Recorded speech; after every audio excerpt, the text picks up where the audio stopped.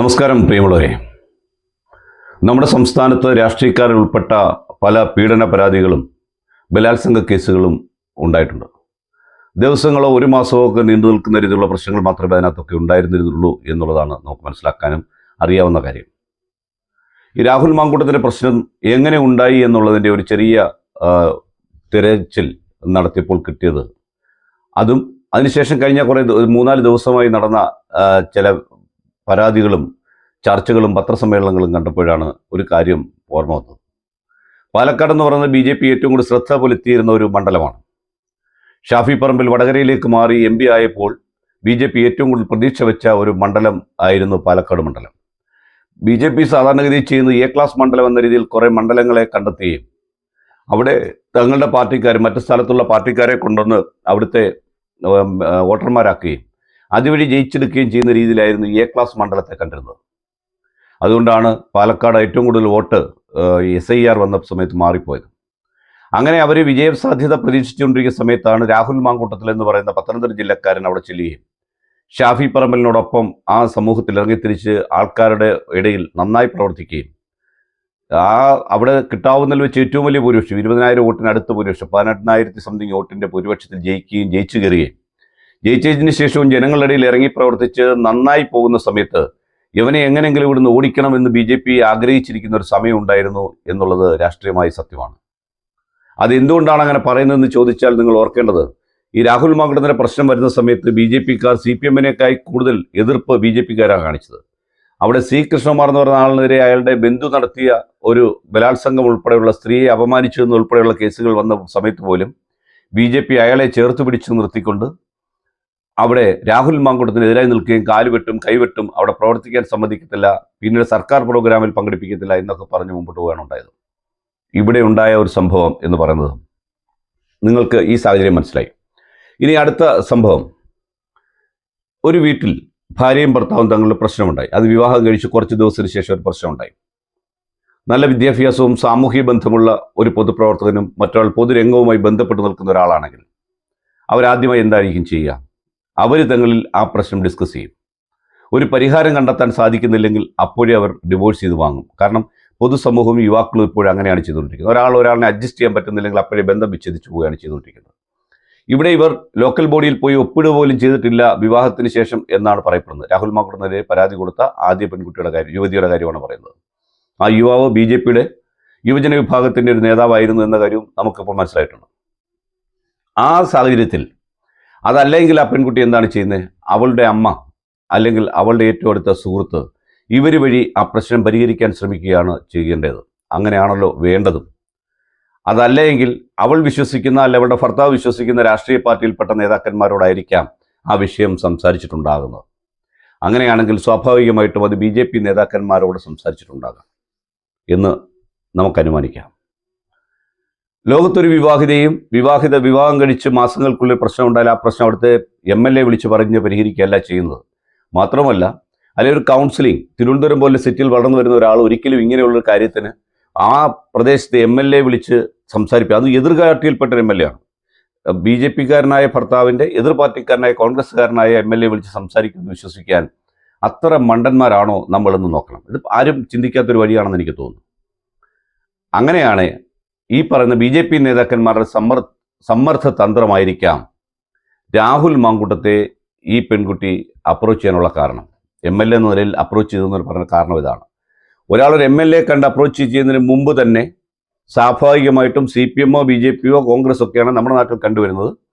ഇങ്ങനൊരു മധ്യസ്ഥ ശ്രമമാണ് അവർ ഉദ്ദേശിക്കുന്നതെങ്കിൽ അവരുടെ പാർട്ടിയിൽ അല്ലെ ഭർത്താവിൻ്റെ പാർട്ടിയിൽപ്പെട്ട ആളോടായിരിക്കും ആ സംഭവം ചെയ്യുന്നത്. ചെറിയ കോൾഡ് ഉണ്ട്, അതുകൊണ്ടാണ് എനിക്ക് ചുമയ്ക്കുന്നത്, സോറി. അങ്ങനെ ആയിരിക്കും പ്രശ്നം പരിഹരിക്കാൻ പോകുന്നത്. ഇവിടെ രാഹുൽ മാങ്കൂട്ടത്തെ കാണുന്നു. രാഹുൽ മാങ്കൂട്ടവുമായി സാധാരണഗതിയിൽ MLA-യുമായി ഉണ്ടാകാവുന്നതിനപ്പുറത്തെ ബന്ധത്തിലേക്ക് പോകുന്നു. ഉഭയകക്ഷി സമ്മതപ്രകാരമുള്ള ലൈംഗിക വീഴ്ച ഉണ്ടാകുന്നു. ഗർഭം ഉണ്ടായാലൊന്നും നമുക്കറിയില്ല, അങ്ങനെ സംഭവം ഉണ്ടാകുന്നു. ഈ ഗർഭത്തിനെ പറ്റിയുള്ള ഒരു തെളിവും അവശേഷിക്കാത്തടത്തോളം കാലം ആ ഗർഭകഥയും അതുമായി വിട്ട ഗുളിക കഥയും ഒക്കെ അന്തരീക്ഷത്തിൽ നിൽക്കുന്നതല്ലാതെ അതിന് യാതൊരു തെളിവും ഉണ്ടാവില്ല. തെളിവിൻ്റെ കണിക പോലും ഇല്ലാത്തൊരു സംഭവമാണ് ഉണ്ടാകുന്നത്.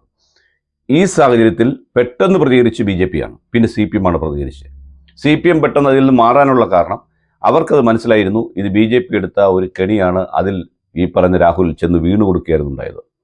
ഈ സമയം ഇതെന്താണെന്ന് പോലും മനസ്സിലാക്കാതെ ഒന്ന് ചേർത്ത് പിടിക്കാനോ അല്ലെങ്കിൽ അതിനനുസരിച്ച് ഇതിൽ പ്രവർത്തിക്കാനോ കഴിയാത്ത കോൺഗ്രസിൻ്റെ ബോധ്യങ്ങളുടെ രാജാവായ സതീശൻ രാഹുലിനെ ശരിക്കും പറഞ്ഞാൽ വധശിക്ഷയ്ക്ക് വിധിക്കുകയാണ് ചെയ്തത്. അങ്ങനെ എടുത്ത് ദൂരക്കളയുന്നു.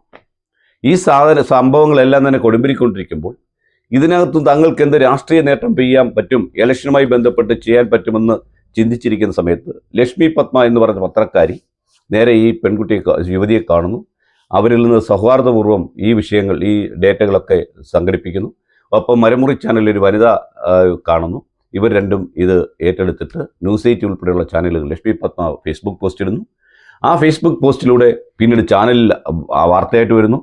അങ്ങനെ അത് അന്തരീക്ഷത്തിൽ കൊണ്ടുവന്നു എന്നുള്ളതാണ് സത്യം. അപ്പോൾ ഇവിടെ ഈ ബന്ധപ്പെട്ട ഒരാളിന് പോലും ഈ വിവാഹബന്ധം തുടർന്നു പോകുന്നതാണോ അല്ലെങ്കിൽ ഈ പെൺകുട്ടിക്കുള്ള പരാതി പരിഹരിക്കണമെന്ന് ഒരാളിന് പോലും താല്പര്യമില്ലായിരുന്നു എന്ന് വേണം നമ്മൾ വിശ്വസിക്കാൻ. അതല്ലേ സംഭവിച്ചത്? അതാണ് സംഭവിച്ചത്. അപ്പോൾ അങ്ങനെ ഇരിക്കുന്ന സമയത്ത് പെട്ടെന്ന് BJP ഇപ്പോൾ വെടിനിർത്തൽ നടത്തുക മാത്രമല്ല, ഈ പ്രശ്നം ഉണ്ടായ സമയത്ത് ഈ പെൺകുട്ടിയുടെ ഭർത്താവ് BJP നേതൃത്വത്തിൽ ആവശ്യപ്പെട്ടു, രാഹുലിനെതിരെ ഞാൻ ഒരു പരാതി കൊടുക്കട്ടെ. ഒരു കാരണവശാലും പരാതി കൊടുക്കരുതെന്ന് പറഞ്ഞു. ഇന്നിപ്പോൾ അയാൾ കൊടുത്തിരിക്കുന്ന പരാതിയിൽ, അയാൾ രാജീവ് ചന്ദ്രശേഖറിന് കൊടുത്ത പരാതിയിൽ പാർട്ടി നേതൃത്വം BJPയെ ചേർത്ത് പിടിച്ചു പരാതി കൊടുക്കരുതെന്ന് പറഞ്ഞു. അങ്ങനെ പരാതി കൊടുക്കാതിരിക്കുകയും പിന്നെ പരാതി കൊടുത്തതിൻ്റെ പുറത്താണ് തന്നെ പാർട്ടിയിൽ നിന്ന് മാറ്റിയിരിക്കുന്നതെന്നാണ് നമ്മൾ മനസ്സിലാക്കേണ്ടത്. അപ്പം അവിടെ എന്താണ് അന്തർധാര എന്നാണ് ഓർക്കേണ്ടത്. ഏതെങ്കിലും കാരണവശാൽ ഈ വരുന്ന ഇലക്ഷനിൽ BJP കോൺഗ്രസിൻ്റെ സ്ഥാനാർത്ഥിയായിട്ട് രാഹുൽ മാങ്കൂട്ടത്തിൽ അവിടെ സീറ്റ് കൊടുക്കുന്നില്ല എങ്കിൽ സംഭവിക്കാൻ പോകുന്നത് രാഹുൽ മാങ്കൂട്ടത്തോടെ സ്വതന്ത്രനായി മത്സരിക്കാനും BJP സപ്പോർട്ട് ചെയ്യാം എന്നും പറയും. അങ്ങനെ BJPയുടെ സപ്പോർട്ടോടുകൂടി രാഹുൽ മാങ്കൂട്ടത്തിൽ പാലക്കാട് മത്സരിച്ചാൽ അവിടുത്തെ കോൺഗ്രസിൻ്റെ സ്ഥാനാർത്ഥി കെട്ടിവെച്ച കാശ് പോലും കിട്ടത്തില്ല. CPM വീണ്ടും താഴേക്കരയിലേക്ക് പോകും. ആ ഒരു അവസ്ഥയിൽ വളരെ പതുക്കെ ഗ്രാജുവലി ഈ പറഞ്ഞ രാഹുൽ എന്ന് പറയുന്ന ആ തീപ്പൊരിയെ തങ്ങളുടെ പാർട്ടിയുടെ ഭാഗമാക്കുവാൻ BJPക്ക് സാധിക്കും എന്നുള്ളതാണ് സത്യം. EDയും മറ്റുള്ള സാധനങ്ങളൊന്നും രാഹുലിൻ്റെ കാര്യത്തിൽ നടക്കാത്തതുകൊണ്ടാണ് ഇത്തരം ഒരു നടപടി BJP സ്വീകരിക്കുന്നതെന്ന് പറഞ്ഞാൽ ആർക്കും അത് അതിശയോക്തി കൂടണ്ട.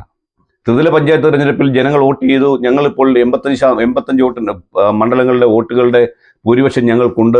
മുഖ്യമന്ത്രി കസേരയ്ക്കും മറ്റു ആൾക്കാർ ഇങ്ങനെ ചാടി നടക്കുന്ന സമയത്ത് മണ്ടന്മാരായ കോൺഗ്രസ്സുകാർക്ക് ഇതൊന്നും ചിന്തിക്കാൻ അവസരമില്ലാത്തതുകൊണ്ട് ഒരുപക്ഷെ യവന്മാർ മൂലയിൽ പോയിരുന്നാലും ആരും സംശയിക്കേണ്ട, അത് ഈ രാഹുലിനെ തൊട്ടതിൻ്റെ പുറത്താണെങ്കിൽ പോലും അങ്ങനെ സംഭവിച്ചുകൂടാ എന്ന് പറയാൻ പറ്റില്ല. ഇതാണ് ഈ കേസിൻ്റെ നാൾവഴിയിൽ സംഭവിച്ചത്. നിങ്ങളൊന്ന് വീഡിയോ കാണുന്നതോടൊപ്പം തന്നെ നിങ്ങൾക്ക് ചിന്തിക്കാവുന്ന ഒരു കാര്യമാണ്. ഒരു BJP പോലുള്ള CPMനെ പോലുള്ള രാഷ്ട്രീയ കക്ഷി ഒരാളെതിരെ സമരവുമായി വന്നാൽ ആ സമരം എങ്ങനെ തീർക്കണം, എങ്ങനെ തീർത്തൂടാ എന്നുള്ള ഇതോടുകൂടിയാണ് അവർ വരുന്നത്.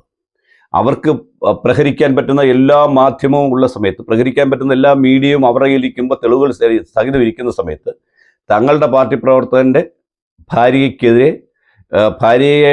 ഭാര്യയ്ക്ക് ഗർഭം കൊണ്ടാക്കി കൊടുത്തു എന്ന് പറഞ്ഞ MLAക്കെതിരെ പരാതി കൊടുക്കുക, ആ പ്രശ്നം ഇനി കത്തിച്ചു വിടണ്ട എന്ന് പറയണമെങ്കിൽ അതിൻ്റെ പിന്നിൽ എന്താണ് അന്തർധാര എന്ന് BJP നേതൃത്വം പറയേണ്ടിയിരിക്കുന്നു എന്നുള്ളതാണ് സത്യം. ഇപ്പോൾ BJP നേതൃത്വം കുറച്ച് നാളായിട്ട് ഈ വിഷയം അങ്ങ് വിട്ടല്ലോ. അവരിതിനെപ്പറ്റി ഒന്നും പറയുന്നില്ല. രാഹുൽ മാങ്കൂട്ടത്തെ പറ്റി ഒന്നും പറയുന്നില്ല. അത് പാലക്കാട് മത്സരിക്കുകയോ പ്രവർത്തിക്കുകയോ ഒന്നും പറയുന്നില്ല. അല്ലെങ്കിൽ അവർ നേരത്തെ പറയത്തില്ല, രാഹുൽ മാങ്കൂട്ടത്തിനെ പാലക്കാട് മത്സരിപ്പിക്കരുത്, ഞങ്ങൾ സമ്മതിക്കത്തില്ല, വഴി തടയും, അല്ലെങ്കിൽ കോൺഗ്രസിന് നാണമില്ലേ എന്നൊക്കെ CPM BJP ഒക്കെ ചോദിക്കേണ്ടതാണ്. അവർ ചോദിക്കുന്നില്ല. അതിൻ്റെ അർത്ഥം കമ്മ്യൂണിസ്റ്റ് പാർട്ടിക്ക് അവിടെ യാതൊരു പ്രതീക്ഷയില്ലാത്തൊരു മണ്ഡലമാണ്. പിന്നെ ഏക പ്രതീക്ഷയുള്ള മണ്ഡലം BJP ആണ്. കോൺഗ്രസ്സുകാരൻ ആർക്ക് സീറ്റ് കൊടുത്തു? സന്ദീപ് വാര്യർ പുറകോട്ട് പോകാനുള്ള കാരണം അതുതന്നെയാണ്. സന്ദീപൻ അതിൻ്റെ പാലക്കാടിൻ്റെ അടിയൊഴുക്ക് മനസ്സിലായി എന്നുള്ളതാണ് സത്യം. ഇത് മനസ്സിലാക്കാനുള്ള മാനസികമായ അറിവും ബുദ്ധിയും ബൗദ്ധിക തലങ്ങളിലെ ചിന്തയും ഇല്ല എങ്കിൽ കോൺഗ്രസ്സുകാരൻ പാലക്കാട് തോക്കും. അവിടെ BJPയുടെ സ്വതന്ത്ര സ്ഥാനാർത്ഥിയായിട്ട് ഒരുപക്ഷെ രാഹുൽ വന്നാൽ പോലും നമുക്ക് വിസ്മയിക്കേണ്ടിയില്ല. രാഹുലിനോട് സ്വതന്ത്ര സ്ഥാനാർത്ഥിയായിട്ട് മത്സരിക്കാൻ പറയുകയും BJP സപ്പോർട്ട് ചെയ്യാനുള്ള സാധ്യത തള്ളിക്കളയേണ്ട, അതിനുള്ള അന്തർനാടകങ്ങളാണ് അവരൊരുക്കി വെച്ചിരിക്കുന്നതെന്ന് വേണം നമുക്ക് മനസ്സിലാക്കാൻ. നന്ദി, നമസ്കാരം.